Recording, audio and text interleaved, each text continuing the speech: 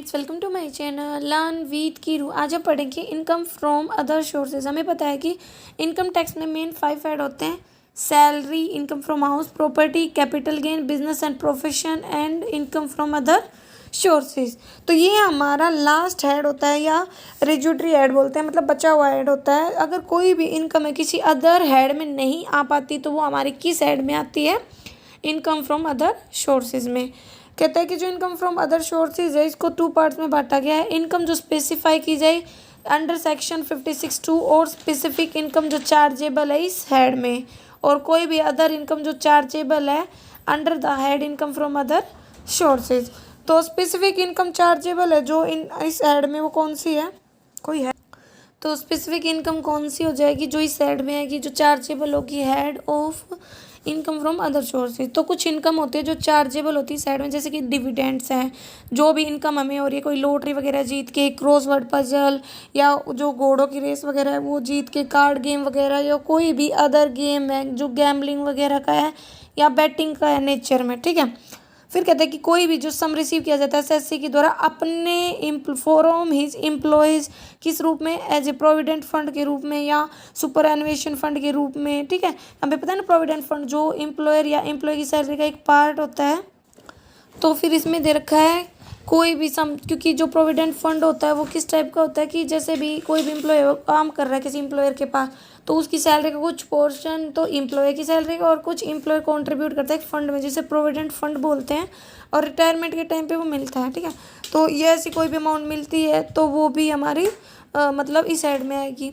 या कोई भी इनकम मिल रही है सिक्योरिटीज पर इंटरेस्ट के रूप में, या कोई इनकम हो रही है मशीनरी से, प्लांट और फर्नीचर से, ठीक है। ओन हायर, मतलब जैसे हायर वगैरह पे ले लेते हैं। इफ़ द इनकम, अगर वो चार्जेबल नहीं है किसी भी अदर ऐड में तो वो इस ऐड में आ जाएगी, ठीक है। या profit and gain of business and profession. तो कहता है कि जो भी इनकम हो रही है लैट करके, किराए पर दे के, हायर करके, कोई मशीनरी, प्लांट, फर्नीचर या बिल्डिंग, या कोई बिल्डिंग वगैरह है जो है ना इनसेपरेबल है, मतलब जिसको अलग नहीं कर सकते, ठीक है, उस मशीनरी से, letting of the said machinery, plant, furniture से, तो ये चार्जेबल नहीं होगी प्रॉफिट एंड गेन में। देखो, अगर सेपरेट कर सकते हैं तो जो सेपरेट करने के बाद है वो इस साइड में आ जाएगी, लेकिन अगर सेपरेट नहीं कर सकते तो वो हमारी साइड में नहीं आएगी, तब वो इनकम फ्रॉम अदर सोर्सेज में चली जाएगी। कोई भी इनकम रिसीव हो रही है, केम एंड इंश्योरेंस बोलिए, मतलब किसी भी ऑर्गेनाइजेशन का जो इम्पोर्टेंट पर्सन होता है उसके जो भी इंश्योरेंस करवाते हैं उससे, ठीक है। इसमें बोनस भी होता है इस पॉलिसी का। और कोई भी इनकम है जो चार्जेबल नहीं है profit and gain of business and profession में, वो हमारी की साइड में आ जाएगी इनकम फ्रॉम अदर सोर्सेज में, अगर वो ना इस ऐड में ना सैलरी ऐड में आ रही है। और कोई भी पर्सन है जो रिसीव करता है किसी भी प्रीवियस ईयर में फ्रॉम एनी पर्सन और पर्सन, देखो असेट्स, कोई भी सम ऑफ मनी है बिना कंसिडरेशन के मिलती है और उसकी वैल्यू 50,000 से ज़्यादा हो, कोई भी इमूवेबल प्रॉपर्टी है बिना कंसिडरेशन के मिले और जो स्टैम्प ड्यूटी वैल्यू 50,000 से ज़्यादा हो और कंसिडरेशन के लिए आगे। और कहता है कि जो इंक्लूड होगी इनकम में, कहता है कि हुल, या तो मतलब देखो ऐसी अमाउंट, मतलब कोई भी एसेट्स बिना कंसिडरेशन के मिले 50,000 से ज़्यादा है तो जो होल एग्रीगेट अमाउंट है ना वो ऐड होगी। और जब उसकी वैल्यू 50,000 से ज़्यादा और स्टैम्प ड्यूटी के साथ है तो जो स्टैम्प ड्यूटी की वैल्यू है वो, और कंसिडरेशन के लिए जो स्टैम्प ड्यूटी की वैल्यू है ना, अगर वो ज़्यादा है कंसिडरेशन से तो, और जो अमाउंट है अगर एक्सेस में है तो कहता है कि 50,000 से ज़्यादा है तो, और अगर इक्वल है तो 10%, ठीक है। तो मतलब ये रेट वगैरह आपको याद करने होंगे, ऐसे अंडरस्टैंडिंग भी ज़्यादा कुछ नहीं है। और कोई भी प्रॉपर्टी है, ठीक है, कहता है कि बिना कंसिडरेशन के अगर उसकी एग्रीगेट मार्केट वैल्यू 50,000 ज़्यादा है किसकी? इमूवेबल प्रॉपर्टी की, तो जो होल और एग्रीगेट फेयर मार्केट में जो वैल्यू है वो, या बिना कंसिडरेशन के लेकिन वो कम है फेयर मार्केट वैल्यू से, ठीक है। तो कहता है कि जो एग्रीगेट फेयर मार्केट वैल्यू ऐसी प्रॉपर्टी की वो अगर एक्सीड्स में उस कंसिडरेशन से वो अब है। लेकिन कुछ है जो इंक्लूड नहीं होते, जिन पर ये ऊपर वाले प्रोविजन अप्लाई नहीं होते, वो सम, तो वो है हमारे रिलेटिव से अगर कोई हमें मिल रही है अमाउंट, या कोई इनहेरिटेंस से, मतलब पूर्वजों वगैरह से नहीं आती है वो वाली, या शादी के टाइम पर कुछ मिलता हो, या डेथ हो पेयर या डोनर के टाइम पर जो भी हमें कॉन्टेम्पलेशन मिलती है, लोकल अथॉरिटी से कुछ मिल रहा है, ट्रस्ट से, इंस्टीट्यूशन वगैरह से, फंड से या फाउंडेशन से, यूनिवर्सिटी वगैरह से, जैसे एजुकेशनल हॉस्पिटल वगैरह है, ठीक है, ठीक है। तो इस टाइप से ये सब आ जाएगा, ठीक है। कोई भी ट्रांसफ़र किया गया हो कोई भी एसेट्स वगैरह को, लेकिन वो अंडर सेक्शन 47 के अंतर्गत नहीं आ रही, अमलगमेशन वगैरह में, डीमर्जर में आए, या किसी भी इंडिविजुअल से मिली हो, ट्रस्ट जो क्रिएट की गई थी खुद के द्वारा बेनिफिट के लिए किसी भी रिलेटिव ऑफ इंडिविजुअल्स के लिए। और प्रॉपर्टी का मतलब हो जाता है कोई भी एसेट्स है जो एसएससी की है, जैसे इमूवेबल प्रॉपर्टी है, शेयर्स है, सिक्योरिटीज़ है, ज्वेलरी है, आर्कियोलॉजिकल कलेक्शन मतलब पुराने टाइम में जो लोगों के जो भी गहने वगैरह होते थे, पोट्री टूल्स वगैरह, बर्तन वगैरह होते थे, ड्राइंग्स, पेंटिंग्स, स्कल्पचर्स मतलब मूर्तियाँ वगैरह, कोई भी आर्ट ऑफ वर्क हो गया। बुलियन मतलब होते हैं जो फिजिकल गोल्ड होते हैं, सिल्वर होते हैं, जिनकी बहुत ज़्यादा प्योरिटी होते हैं, ठीक है, कॉइन वगैरह के फॉर्म में रखते हैं, जैसे सिक्के नहीं बोल देते सोने के सिक्के वगैरह वैसे। और रिलेटिव में हमारी मतलब जैसे एक आदमी के लिए उसकी वाइफ और एक औरत के लिए उसका हस्बैंड वगैरह हो गया।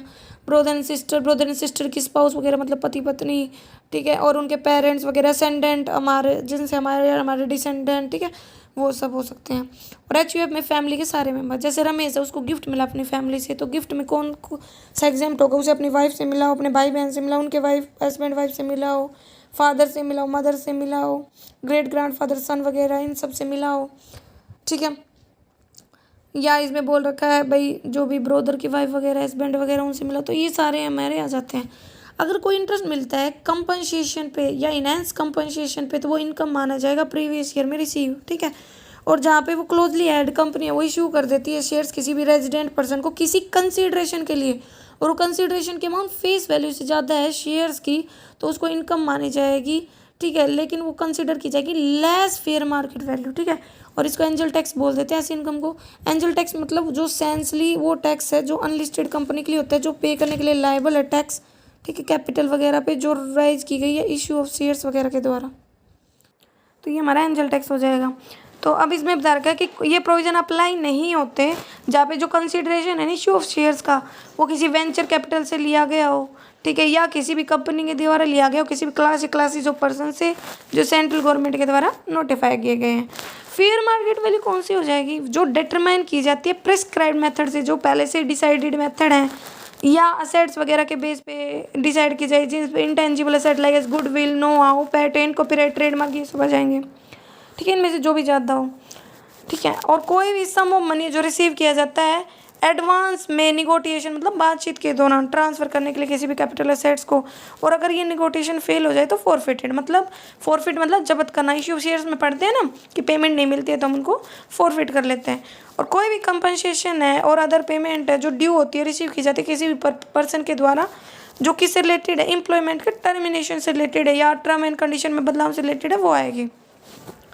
अब फिर बता रखा है इनकम फ्रॉम अदर सोर्सेज में और कौन सी इनकम आती है जो चार्जेबल होगी। तो जितने भी प्रकार के इंटरेस्ट मिलते हैं भाई सिक्योरिटीज़ पे, बैंक डिपॉजिट्स पे, लोन वगैरह पे, वो जो किराएदार वगैरह है उससे कोई भी इनकम मिलती है पूरे पार्ट को या कम पार्ट को किराए पर रखने से, जो रिम्यूनरेशन मिल रही है, ठीक है, टीचर को जब वो एग्ज़ाम पेपर चेक करते हैं, एग्ज़ाम में ड्यूटी वगैरह देता है, रॉयल्टी मिलना, डायरेक्टर की फ़ीस वगैरह, और ऐसी लैंड से अमाउंट मिलना जो बिल्डिंग से अटैच नहीं, क्योंकि बिल्डिंग से अटैच हो जाएगी तो वो हाउस प्रॉपर्टी के अंदर आ जाएगा। एग्रीकल्चर इनकम से मिलना जो दूसरे देश में है, ठीक है, इनकम मार्केट से, फेरी फिशरी से, लीज और प्रॉपर्टी से, रिम्यूनरेशन से। अनडिस्क्लोज मतलब जो डीम्ड इनकम है जो डिस्क्लोज नहीं की जाती उससे, ठीक है, ये हमारा अलग चैप्टर भी है पूरा।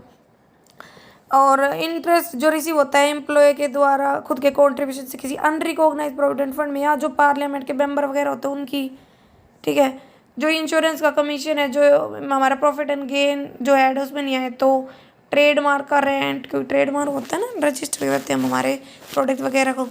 डायरेक्टर का कमीशन की वो बैंक को गारंटी वगैरह दे रहा है, डायरेक्टर का कमीशन शेयर वगैरह को अंडरराइट करने के लिए। ग्रेचुटी जो रिसीव की जाती है डायरेक्टर के द्वारा, ठीक है, जो एम्प्लॉय नहीं है कंपनी के द्वारा। फैमिली पेंशन जो रिसीव की जाए किसी विधु के द्वारा या उसके हेयर के द्वारा, ठीक है, मतलब कोई पर्सन मर जाता है तो उसके मतलब फैमिली मेम्बर्स के द्वारा ली जाती है ना वो, ठीक है।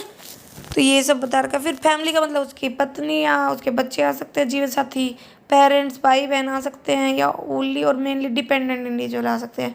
फैमिली पेंशन रिसीव की जाती है अगर विधु के द्वारा या चिल्ड्रन के द्वारा जो नॉमिनेट किए जाते हैं आर्म फोर्सेज के, मतलब जो पर्सन मर जाता है आर्म फोर्सेज में, पैरामिलिट्री फोर्सेज में। तो जहाँ पे डेथ हो जाएगी तो जो भी मतलब कब हो उसकी डेथ, ऑपरेशनल ड्यूटीज़ मतलब काम करते करते, तो एग्जाम्प्ट होगी वो स्पेसिफाइड करने पर।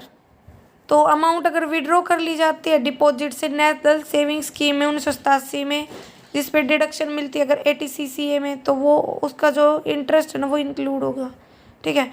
और इसी बाई क्रिकेटर जो सिलेक्ट किए जाते हैं प्ले करने के लिए इंडिया के लिए, तो टेस्ट मैचेस होते हैं ना उनमें तो 75% ऐसे रिसिप्ट का चार्जेबल होगा, ठीक है। डिडक्शन ऑफ द अमाउंट किसके बराबर होगी, 75% के। और अदर मैचेस जो इंडिया में खेले जाते हैं तो वो टैक्सेबल नहीं होती, ठीक है। और मैचेस जो इंडिया के बाहर खेले जाते हैं वहाँ पे 50% अमाउंट जो मिलती है ना वो टैक्सेबल होती है और 50% की डिडक्शन मिलती है। और जो वेटर वगैरह को या टैक्सी ड्राइवर को जो भी टिप वगैरह मिलती है ना वो, ठीक है, जो एम्प्लॉयर नहीं देता वो भी अदर हेड में ही आती है हमारे, ठीक है। बातें कुछ अदर इम्पोर्टेंट पॉइंट्स जो हमारे रिलेटेड होते हैं इनकम फ्रॉम अदर सोर्सेज से। तो सबसे पहले देखो वही पॉइंट है जो स्टार्टिंग में हमने पढ़े थे कि इनकम फ्रॉम अदर सोर्सेज में क्या क्या इनकम आती हैं, तो उन्हीं को अब इसने थोड़ा एक्सप्लेन कर रखा है। तो सबसे पहला पॉइंट है डिविडेंड। तो डिविडेंड क्या होता है, डिविडेंड वो होता है जो कंपनी अपने शेयर होल्डर्स को देती है, और शेयर होल्डर मतलब ओनर्स ऑफ द कंपनी। तो डिविडेंड का मतलब कोई भी सम है जो रिसीव किया जाता है शेयर होल्डर के द्वारा किसी भी कंपनी के, ठीक है, जब भी वो प्रॉफिट को डिस्ट्रीब्यूट करती है उसके रूप में, ठीक है। ये जो डिविडेंड होता है ये टैक्सेबल इनकम से भी हो सकता है और टैक्स फ्री इनकम से भी हो सकता है। और ये इमैटेरियल होता है कि आपको कैश में मिला है, काइंड में, काइंड्स मतलब किसी और फॉर्म में, एसेट्स वगैरह के फॉर्म में। आप डिविडेंड की डेफिनेशन बता रखे है कि कौन कौन से डिस्ट्रीब्यूशन या पेमेंट है जो एक कंपनी के द्वारा शेयर होल्डर को दिए जाते हैं और उसको डिविडेंड माना जाता है, ठीक है। मतलब एक टाइप से कहे तो accumulated profit of the company की, कंपनी का जो भी प्रॉफिट है, टोटल प्रॉफिट है वो। तो कहता है कि कोई भी डिस्ट्रीब्यूशन है, ठीक है, जिससे रिलीज हो कोई भी कंपनी की असेट्स सारी की सारी या कोई भी असेट्स वो, या कोई भी डिस्ट्रीब्यूशन है डिबेंचर्स का या डिपॉजिट सर्टिफिकेट्स का या बोनस शेयर्स का प्रेफरेंस शेयर होल्डर को, लिक्विडेशन पे कोई डिस्ट्रीब्यूशन हो या डिस्ट्रीब्यूशन हो जिससे कंपनी में कोई मतलब जो भी कैपिटल है उसमें रिडक्शन आ रहा हो, या कोई भी पेमेंट की जाए क्लोजली हेल्ड कंपनीज के द्वारा एडवांस में, या लोन दिया जाए शेयर होल्डर्स को, ठीक है, जिनके पास कम से कम 10% वोटिंग पावर है, ठीक है। तो वो लेकिन कहते हैं कि अगर जो ट्रेड एडवांस है वो दिया जाता है शेयर होल्डर या कंसर्न मतलब कोई भी ऑर्गेनाइजेशन वगैरह उसको एक्यूमुलेटेड प्रॉफिट का, तो कहता है कि उसको डीम्ड डिविडेंड नहीं माना जाएगा। डीम्ड मतलब भाई जिसको हम मान के चलते एक्चुअल में नहीं दिखता जो, लेकिन डिविडेंड में कुछ ऐसी अमाउंट होती है जो हम इंक्लूड करके नहीं चलते। तो वो कौन कौन सी होता है, कहता है कि कोई डिस्ट्रीब्यूशन किया जाता है लिक्विडेशन पे कंपनी के, ठीक है, या रिडक्शन किया जाता है कैपिटल में, ठीक है, जब हम मतलब प्रेफरेंस शेयर्स को पेमेंट वगैरह करते हैं उस केस में, और इशू करते हैं फुल कंसिडरेशन के लिए, ठीक है वो। दूसरा है ए डिस्ट्रीब्यूशन जो किया जाता है लिक्विडेशन पे कंपनी के, या रिडक्शन होता है कैपिटल में जिससे जो डिस्ट्रीब्यूशन है वो एट्रीब्यूटेबल होता है, मतलब बांट सकते हैं, ठीक है। और to the capitalize profit of the company, capitalize मतलब कैपिटल प्रॉफिट, ठीक है। कई बार क्या होता है कंपनी के पास पैसा अच्छा हो जाता है, मतलब पैसा नहीं होता वैसे तो, लेकिन फंड अच्छा हो जाता है, तो कंपनी क्या करती है जब शेयर होल्डर को डिविडेंड देना होता है ना तो वो डिविडेंड ना देके नए शेयर वगैरह इशू कर दे, बोनस शेयर वगैरह अलॉट कर देती है, ठीक है। और कोई भी एडवांस या लोन दिया जाए शेयर होल्डर को कंपनी के द्वारा ऑर्डिनरी कोर्स में, मतलब डे टू डे जो एक्टिविटीज़ होती है उसके दौरान। और कोई भी डिविडेंड पे किया जाता है कंपनी के द्वारा जो सेट ऑफ किया जाएगा कंपनी के द्वारा होल या पूरे एनी किसी भी पार्ट, ठीक है, जो प्रीवियसली पेड किया गया था। और वेयर जो कंपनी ट्रांसफ़र करती है अपनी एसेट्स को किसी दूसरी कंपनी को, उस केस में अमलगमेशन के केस में जो ये ट्रांसफ़र है ना इसको हम डिस्ट्रीब्यूशन नहीं मानते। अमलगमेशन मतलब जो दो कंपनियां मिल जाती हैं, ठीक है। और जो पेमेंट होती है कंपनी की वो किसके अकॉर्डिंग, मतलब वो परचेज मतलब by A company on the purchase of its आउन शेयर, जब कंपनी खुद के शेयर परचेज कर लेती है किसी शेयर होल्डर से, जैसे बाई बैक बोलते हैं ना, ठीक है। प्रोविजन होने चाहिए वो 68 सेक्शन के। फिर कोई भी डिस्ट्रीब्यूशन है शेयर का वो उससे क्या हो डीमर्जर के कारण। डीमर्जर मतलब डीमर्जर होता है कि जैसे अमलगमेशन होता है मिलती है वैसे ही थोड़ा डीमर्जर होता है, लेकिन थोड़ा सा अलग होता है, ठीक है। होता वही है कि मिलना जो भी कंपनीज वगैरह होती है, कहीं पे छोटी कंपनी और बड़ी कंपनी का होता है, कहीं पे वही सेम नेचर की कंपनी होती है, कहीं पे अलग, तो ठीक है, तो उसके कारण ये सब होता है, ठीक है। तो इसका मतलब ये नहीं है कि रिडक्शन होगा उनकी कैपिटल में। अब बात आती है एक्यूमुलेटेड प्रॉफिट क्या है, तो कहता है कि जो टर्म एक्यूमुलेटेड प्रॉफिट है वो बहुत ज़्यादा ज़रूरी है, ठीक है, ये मानने के लिए कि डिविडेंड की पेमेंट हुई है वो हुई है या नहीं है, ठीक है। डीमिंग मतलब कि एक पार्टिकुलर एक्शन हुआ है या नहीं हुआ है, मतलब ओपिनियन वगैरह। तो यहाँ पे बता रखा है एक्सप्लेन देखिए एक्सप्रेशन जो एक्यूमुलेटेड प्रॉफिट है उसमें सारे प्रॉफिट आ जाते हैं कंपनी के डिस्ट्रीब्यूशन की डेट तक घटा करके कैपिटल गेन, ठीक है। और एक्यूमुलेटेड प्रॉफिट में सारे प्रॉफिट आ जाते हैं कंपनी के जब डिस्ट्रीब्यूशन किया जाता है या लिक्विडेशन होता है उस डेट तक के जो भी है, ठीक है। या कह सकते हो कि एक्यूमुलेटेड प्रॉफिट या लॉस ऑफ अमलगमेटिंग कंपनी, ठीक है, अमलगमेशन की डेट तक वो सब होगा। तो एक्यूमुलेटेड मतलब इकट्ठा सारा। अब कुछ अदर एस्पेक्ट्स भी है डिविडेंड से रिलेटेड। नॉर्मल डिविडेंड जो नॉर्मल जो जर्नल मीटिंग होती है ना हर कंपनी की, उसमें जो डिक्लेयर किया जाता है, क्योंकि हर कंपनी को एक मीटिंग तो करनी ही पड़ती है नॉर्मली, ठीक है। और डीम्ड डिविडेंड जो इंडिया में मतलब जैसी ऐसी कोई इनकम, डीम्ड डिविडेंड मतलब जो इनकम है, ठीक है, किसी भी प्रीवियस ईयर में रिसीव की गई थी या डिस्ट्रीब्यूट की गई थी या पे की गई थी, वो डीम्ड डिविडेंड होगा। और इंटरिम डिविडेंड जो मतलब जैसे कई बार इंटरिम मीटिंग बुलाई जाती है कि कभी बार रिक्वायरमेंट हो जाए, टाइमिंग नहीं था ऐसे ही साल के दौरान कभी बीच में कभी भी बुला ली, ठीक है, मंथ में बुला ली, तो वही है जो डिक्लेयर किया जाता है कंपनी के द्वारा any time prior to the annual general, मतलब एनुअल जनरल मीटिंग से पहले ही इमरजेंसी में जैसे मीटिंग बुलाते हैं ना वैसे ही कोई डिविडेंड बीच में जब डिक्लेयर किया जाता है। इसका मतलब है डेट ऑफ द जो डिक्लेरेशन है ऐसे डिविडेंड की वो इमैटेरियल है, मतलब वाल से फिक्स वगैरह नहीं होती, ठीक है। और पैलेस ऑफ एक्यूरल का मतलब है कि सेक्शन 91 डिफाइन करता है जो डिविडेंड है वो पेड किया जाए, अगर इंडियन कंपनी के द्वारा पे किया जा रहा है इंडिया के बाहर तो माना जाएगा डीम्ड और एक्रू है इंडिया में, लेकिन वो फॉरेन कंपनी के द्वारा पे किया जाता है तो ये नहीं माना जाएगा कि वो डीम्ड और एक्रू है इंडिया में। और जो डिविडेंड रिसीव किया जाता है इंडियन शेयर होल्डर के द्वारा किसी फॉरेन कंपनी से, ठीक है, जिसने डिडक्ट किया टैक्स एट सोर्स, ठीक है, लेकिन पे नहीं किया ऐसी deducted amount of tax government को, तो ये नहीं माना जाएगा कि वो जो डिविडेंड था ना वो मतलब शेयर होल्डर की इनकम में इंक्लूड नहीं हुआ टाइप से कहता ना डिविडेंड का पार्ट होगा, ठीक है। और तो कहता है कि उस केस में जो हमारा शेयर होल्डर होता है डबल टैक्सेशन रिलीफ मिल जाएगा, ठीक है।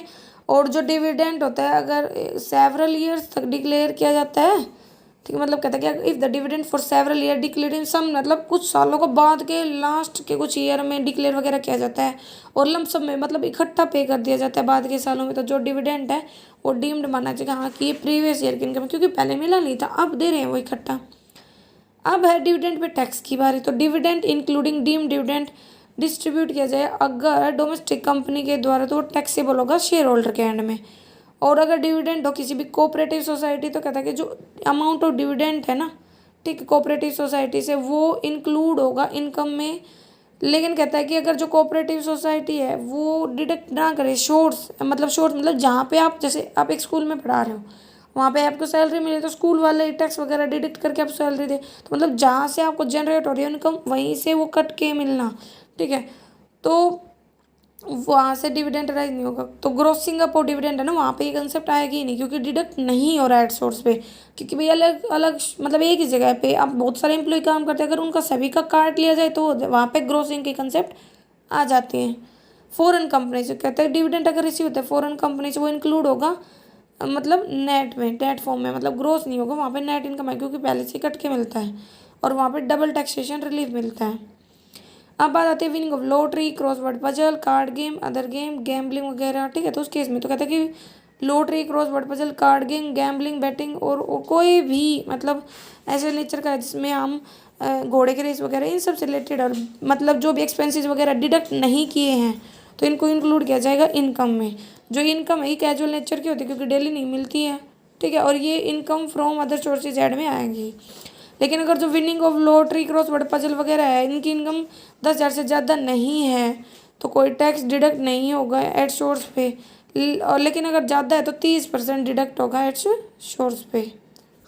फिर है इंटरेस्ट ऑन सिक्योरिटीज़। तो इंटरेस्ट ऑन सिक्योरिटीज़ पे क्या दे रखा है हमें, इंटरेस्ट ऑन सिक्योरिटीज़ पे दे रखा है कि अगर जो इनकम है इंटरेस्ट मतलब उससे मतलब जो भी हमारी सिक्योरिटीज़ है, ठीक है, उन सिक्योरिटीज़ पे इंटरेस्ट से अगर जो इनकम हो रही है तो वो चार्जेबल होगी टैक्स के लिए। तो कहता है कि टैक्सेबल होगी वो profit and gain of business और प्रोफेशन एड में अगर जो सिक्योरिटीज़ हैं वो स्टॉक इन ट्रेड में हेल्ड की जाती हैं, और टैक्सेबल होगी वो इनकम फ्रॉम अदर सोर्सेज में अगर वो सिक्योरिटीज़ है वो इन्वेस्टमेंट की फॉर्म में होती हैं। अब बात आती है सिक्योरिटीज़ क्या है, तो जो सिक्योरिटीज़ है वो एक डॉक्यूमेंट होता है, एक्नॉलेजमेंट होता है, ठीक है, जिसकी हेल्प से जो सरकार है वो टैक्स लेती है, ठीक है, कोई अदर अथॉरिटी जनरल पब्लिक से, ठीक है, मतलब सिक्योरिटीज एक डॉक्यूमेंट की फॉर्म में तो जो बेच देते हैं हम पब्लिक को और पब्लिक उसके बदले हमें पैसे दे देती है, तो हमें लोन वगैरह की जो हमारी रिक्वायरमेंट है पूरी हो जाती है। ये हेल्ड किया जाता है इन्वेस्टर्स के द्वारा, क्रेडिटर्स के द्वारा एज ए गारंटी। ठीक है, अब बात आती है बेसिस ऑफ चार्ज। जो इंटरेस्ट ऑन सिक्योरिटीज होते हैं वो एक्रू नहीं होते डे टू डे, ठीक है, because due on certain fix date on, लेकिन क्योंकि ये ना सिर्फ ड्यू होते किसी एक फिक्स डेट को ही, ठीक है, जो मेंशन किया जाता है सिक्योरिटीज़ पे। जो इंटरेस्ट ऑन सिक्योरिटीज़ होते हैं वो चार्जेबल होते हैं टैक्स के लिए अकाउंटिंग मेथड के बेस पे, जैसे कि कैश बेस पे, मर्केंटाइल बेस पे, जो फॉलो किया जाता है एसएससी के द्वारा। जहाँ पे कोई मेथड नहीं होता अकाउंटिंग का, वो रेगुलरली एम्प्लॉय किया जाता है एसएससी के द्वारा। जो इनकम होती है इंटरेस्ट ऑन सिक्योरिटी से वो चार्जेबल होती है टैक्स के लिए, मतलब प्रीवियस ईयर के इनकम के रूप में। और जहाँ पे जो एसएससी होता है वो कैश सिस्टम अडॉप्ट करता है अकाउंटिंग का, वहाँ पे जो इंटरेस्ट होता है वो टैक्स किया जाता है रिसिप्ट बेसिस पे, जो मिला उसके ऊपर टैक्स लगा दिया। ठीक है, अगर नहीं मिलेगा तो उसके ऊपर टैक्स नहीं लगेगा प्रीवियस ईयर, मतलब रिसिप्ट मतलब मिलने पे है, नहीं तो नहीं लगेगा। अब बात आती है कम इंटरेस्ट और एक्स इंटरेस्ट ट्रांजैक्शन, जहाँ पे जो सिक्योरिटीज है खरीदी और बेची जाती हैं दो इंटरेस्ट डेट के बीच में, तो उसे हम बोलते हैं एक्स इंटरेस्ट या मतलब कम इंटरेस्ट ट्रांजैक्शन। ठीक है जी, यहाँ पे जो नेचर ऑफ ट्रांजैक्शन होता है कि यहाँ पे जो इंटरेस्ट ऑन सिक्योरिटीज है वो मतलब मान लिया जाए कि पूरे साल की इनकम है पर्सन की जो ओनर था, ठीक, at the time when the interest become due. ठीक है, और commission on purchase of sale and sale of the securities कहता है कमीशन और अदर जो एक्सपेंसेस होते हैं अगर इनकर्ड होते हैं परचेज या सेल के रिस्पेक्ट में सिक्योरिटीज के, तो डिडक्ट नहीं होंगे इंटरेस्ट ऑन सिक्योरिटीज से। ऐसे जो एक्सपेंसेस है वो पेबल होंगे परचेज के टाइम पे। ठीक है, profit and loss on sale of securities, अगर जो परचेज एंड सेल है वो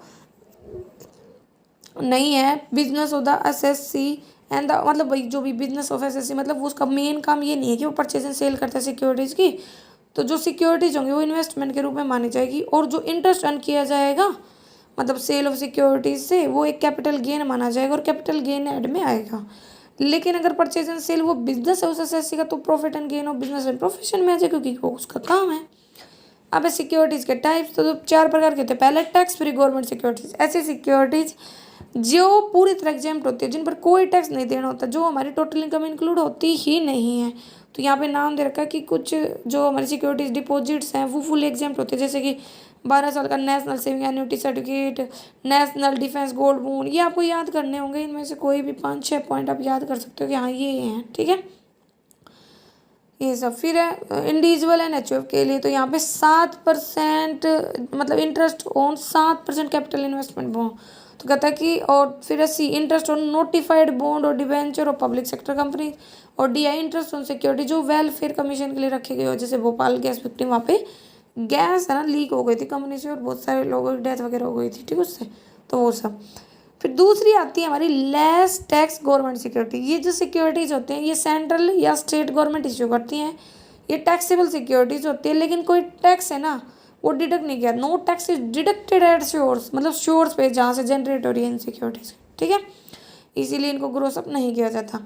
एक्सेप्शन है कि जो टैक्स है वो डिडक्ट होगा श्योर्स पे interest on saving bond 2003 act के अंतर्गत, अगर जो इंटरेस्ट पेबल है वो 10,000 से ज़्यादा है किसी भी फाइनेंशियल ईयर में। ठीक है, फिर है tax free non government securities, कहते हैं ये जो सिक्योरिटीज होती है इशू की जाती है लोकल अथॉरिटीज और स्टैच्यूटरी कॉरपोरेशन या कंपनी के द्वारा डिबेंचर या बॉन्ड्स की फॉर्म में। ठीक है, एक टाइप से मतलब क्या होता है कि भाई टैक्स का बेनिफिट ले लेते, कैसे देखो, ड्यू डेट से पहले really speaking the interest is not tax, इसमें जो मतलब वैसे तो इंटरेस्ट होता है टैक्स फ्री नहीं होता, क्योंकि जो टैक्स होता है ना वो ड्यू होता है उसके इंटरेस्ट पे जो पेबल किया जाता है कंपनी के द्वारा या लोकल अथॉरिटीज़ के द्वारा या जब भी कंपनीज वगैरह उनके द्वारा। ठीक है, इसीलिए इनको टैक्स फ्री बोलते हैं, क्योंकि जो एसएससी होता है वो एक्चुअल में तो टैक्स पे करता ही नहीं है अपनी पॉकेट से, जो टैक्स पे किया जाता है वो कंपनी के द्वारा किया जाता है। ठीक है, on this interest is deemed to have been paid, ठीक है, on behalf of the SSC, मतलब कंपनी पे करती है तो किसकी बिहाफ पर, एसएससी की बिहाफ पर। इसीलिए जो अमाउंट ऑफ टैक्स पे किया जाता है ना किसी भी इंटरेस्ट पे जो ड्यू होता है एसएससी का, वो ऐड कर दिया जाता है उसकी इंटरेस्ट इनकम में, इसीलिए इंटरेस्ट को ड्यू मान लिया जाता है इन मतलब as a gross up form में। ठीक है, फिर है less tax non government securities, ये जो होते हैं ना कॉल्ड टैक्सेबल सिक्योरिटीज, क्योंकि इन सिक्योरिटीज के केस में जो इनकम टैक्स वो डिडक्ट होता है शोर्स पे ही, तो क्या आते हैं ग्रोसिंग की कंसेप्ट आ जाती है। ठीक है, इसमें जो इंटरेस्ट होता है वो कैलकुलेट किया जाता है एक परसेंटेज की फॉर्म में, जो भी बताई गई सिक्योरिटीज होती है उनके ऊपर, और जो बैलेंस अमाउंट होती है इंटरेस्ट की वो छोड़ दी जाती है आफ्टर डिडक्शन, ठीक है, सिक्योरिटी होल्डर ने जो पे किया वो। और जो रेट परसेंट है इंटरेस्ट की, अगर वो दी गई हो लेकिन वो ग्रोथ सब नहीं किया जाएगा, अगर if it is already grossed amount of interest, मतलब पहले से अगर कर रखा हो तो, ठीक है। तो ये सब बता रखा है। फिर फॉलोइंग कुछ रूल्स होते हैं ग्रोसिंग अप के लिए। अगर जो रेट ऑफ इंटरेस्ट वो दे रखी है तो ओनली जो इंटरेस्ट है टैक्स फ्री कॉमर्शियल सिक्योरिटीज़ पे वो ग्रोस अप होगा, ठीक है, सारी सिक्योरिटीज़ पे नहीं होगा। और अगर जो इंटरेस्ट है टैक्स फ्री कॉमर्शियल सिक्योरिटीज़ पे वो हमेशा ग्रोस अप होगा, चाहे जो रेट परसेंट वो दी गई हो या ना दी गई हो, मतलब मिला हो या नहीं। और जो इंटर मतलब अमाउंट मिलनी चाहिए समय, और इंटरेस्ट है मतलब लेस टैक्स सिक्योरिटीज़ वो ग्रोस अप होगा अगर अमाउंट हमें मिली हो, मतलब अमाउंट रिसीव्ड इज गिवन, वो हमें दे रखी हो। अब एक वर्ड आता है बॉन्ड वाशिंग ट्रांजेक्शन। मतलब ये क्या होता है कि भाई हमें ये दिख गया कि हाँ ड्यू डेट आने वाली है और हमें टैक्स पे करना पड़ेगा, तो उससे पहले बॉन्ड को बेच दिया जाता है और बाद में उसको खरीद लिया जाता है जब उसकी पेमेंट हो जाती है। तो बॉन्ड वाशिंग का मतलब practice of selling a bond just before it's page A coupon payment, मतलब वही टैक्स वगैरह, और बाई कर लेना बाद में। तो ये एक डिवाइस होता है, इसका मतलब है टैक्स को अवॉइड करना। जो हाई इनकम ग्रुप होते हैं ऐसे उनके, और वो ट्रांसफ़र कर देते हैं ऐसी सिक्योरिटी जिनकी इनकम बहुत कम होती है, जिनके ऊपर टैक्स नहीं बनता, ठीक है, जब ड्यू डेट आने वाली होती है इंटरेस्ट की। जनरली जो इंटरेस्ट होता है सिक्योरिटीज़ का वो हाफ ईयरली या ईयरली बेसिस पे दिया जाता है, ठीक है, मतलब एक डेट फिक्स होती है, ठीक है। जो होल अमाउंट होती है इंटरेस्ट की वो हमारी इनकम मानी जाती है पर्सन की जिसके ऊपर होती है। तो कहते हैं टैक्स से बचने के लिए वो एक युक्ति लगाते हैं, वो बेच देते हैं अपनी सिक्योरिटीज़ को ड्यू डेट से कुछ दिन पहले, ठीक है, अपने फ्रेंड्स या रिलेटिव को, बाद में ख़रीद लेते हैं जब वो ड्यू डेट चली जाती है, ठीक है। इस तरह से वो ओनर नहीं रहते और वो टैक्स से बच जाते हैं, तो उन्हें टैक्स पे करने की ज़रूरत नहीं होती। तो जो भी सिक्योरिटीज़ को बेचते हैं ना, वो ऐसे लोगों को बेचते हैं जिनकी टोटल इनकम में अगर वो सिक्योरिटीज़ ऐड ऑन हो रही है तो इनकी इनकम इतनी ज़्यादा नहीं हो रही कि उनको टैक्स वगैरह दे मतलब देना पड़े, तो इस तरह से वो टैक्स से पूरी तरह बच जाते हैं, वो बेनिफिट ले लेते हैं, ठीक है। तो ये हमारा होता है बॉन्ड वाशिंग ट्रांजैक्शन।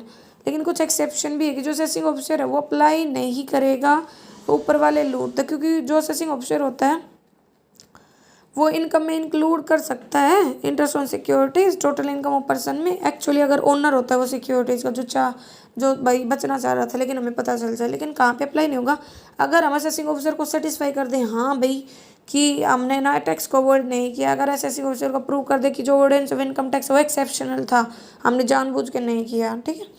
और ये रेट वगैरह है कि भाई कहाँ कहाँ पे कितना रेट ऑफ इनकम टैक्स होगा, तो ये नॉर्मली आपको याद करना है। यहाँ पे कोई सरचार्ज नहीं होता, ना ही कोई हेल्थ एंड एजुकेशन सेक्स है उसकी डिडक्शन मिलती है, ठीक है। क्वालिटी अगर थोड़ी लो हो तो आप ना जो हमारे 3 डॉट होते हैं वहाँ से क्वालिटी इंक्रीज कर सकते हैं वीडियोज़ की।